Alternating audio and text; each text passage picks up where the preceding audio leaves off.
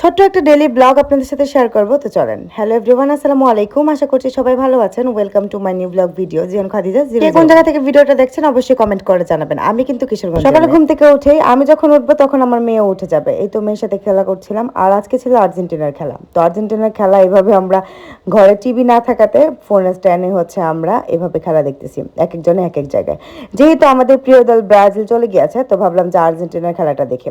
আর আপনারা অনেকে মনে করেন যে আমি আর্জেন্টিনাকে দেখতে পারি না, এরকম কোনো বিষয় না। তো যাই হোক, সবার জন্য শুভকামনা। উঠে আর তো কোনো কাজ নেই, তো ভাবলাম যে একটু ঢং ঢং করি। আর এদিকে দেখলাম আম্মু আবার রান্না বসিয়ে দিয়েছে। আজকে বাড়িতে মেহমান, তাই হচ্ছে আম্মু সকাল সকাল রান্না বসিয়ে দিয়েছে। আসলে মেহমানকে সামনে রেখে রান্না করাটা এটা আমার মার স্বভাব না। সবার আগে কি করে আম্মু রান্না করে রেখে দেয়, দেন মেহমান আসলে কথাবার্তা বলে, এরকম আর কি।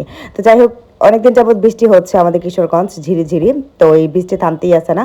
তো আপনাদের এই এলাকার কি অবস্থা অবশ্যই কমেন্টে জানাবেন। তারপর এইদিকে হচ্ছে আমার বাবা আমার মেয়ের সাথে খেলা করতে করতে বাবা ঘুমিয়ে গেছে, আমার মেয়ে ঠিকই খেলা করছে। এদিকে আবার আম্মু সব রান্না করা শেষ হয়ে গেছে। এখানে মাংস আমি একটু ভাবলাম যে একটু নাড়া দিয়ে আসে। আসলে আমার আজেরা কাজ করতে একটু ভালোই লাগে। তো যাই হোক, তারপর এই তো আমার মেয়েকে একটু ফ্রেশ করাবো। দেন অনেকে অনেক কমেন্ট করেন যে মেয়েকে কিভাবে ফ্রেশ করায়, দেখে নেন শুধু কাপড় দিয়ে ফ্রেশ করাচ্ছে, ওকে।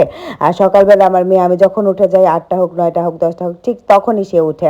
তো যাই হোক, আলহামদুলিল্লাহ আমার মেয়ে খুবই শান্তশিষ্ট। বাসাল্লাহ সবাই বলে দিবেন আর দোয়া করবেন আমার মেয়ের জন্য। তো তারপর আমি ভাবলাম যে একটু ফ্রেশ হয়ে নেই। এই তো আমি এখন ফ্রেশ হওয়ার পর 1 মিনিট আমার লেট করা যাবে না, আমার খিদা লেগে যায়। আপনারা যারা রেগুলার আমার ভিডিও দেখেন তারা সবাই জানেন আমি হচ্ছে সকালবেলা ভাত খাই। সো এই তো বাবাও চলে গিয়েছে, আমার হাজবেন্ডও একটা কাজে চলে গিয়েছে। হাজবেন্ডের আজকে অফ ডে ছিল, তো একটা জরুরি কাজে বাইরে গিয়েছে। তারপর আবার আমি ভাবলাম এই দিক দিয়ে আমি একটু রুমটাকে গুছিয়ে নিই। যতই গোছাই ততই হচ্ছে মনে হয় যে নোংরা হয়ে যায়।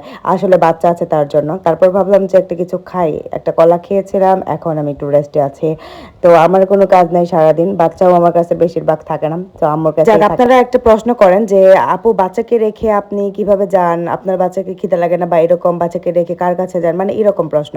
আসলে আমি যেহেতু বাপের বাড়িতে থাকি, তো আমার আম্মুর কাছেই থাকে। আর বাচ্চা একটা ঘুম দিলে মাসাল্লাহ 2-3 ঘন্টা একটানা ঘুমায়।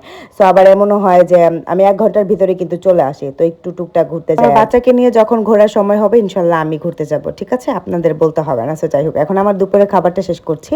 আজকে আমার দুপুরের খাবারে ছিল একটা ভাজি, ভাজিটা আমি জানি না কিসের ভাজি। তারপর ছিল গরুর গোস্ত আর ছিল মাছের তরকারি। সো যেহেতু বাড়িতে মেহমান, আরো অনেক পদ রান্না করেছিল, বাট আমি ওগুলো নিয়ে নেই। সো যাই হোক, খুব মজা করে খাচ্ছিলাম। আপনারা কি খেয়েছেন অবশ্যই কমেন্টে জানাবেন। আমার খাবার শেষ করে তারপর আমার হাজবেন্ড এখন খেতে বসেছে। আর বললাম না একটা জরুরি কাজে বাইরে গিয়েছিল, তো তারপর সে আসছে, তো এখন খাইতে বসেছে। আর আজকে কি হয়েছে, 4 জন আমরা মানে এক একজনে এক একবার হচ্ছে খাইতে বসেছি, এরকম 4 জন আর একসাথে খাওয়া হয়নি। তারপর এখানে একটু আড্ডা দিচ্ছিলাম। আর একটা কথা বলি, আম সবসময় আমি আস্ত করে এইভাবেই খাই। আপনারা কিভাবে কেন অবশ্যই কমেন্টে জানাবেন। তো যাই হোক, আজকের ভিডিওটা আমি এখানেই শেষ করছি। কেমন লেগেছে মিনি ব্লগ অবশ্যই কমেন্ট করে জানাবেন। আর যারা আমার পেজটি ফলো দেন অবশ্যই ফলো করে দেবেন। আল্লাহ হাফেজ।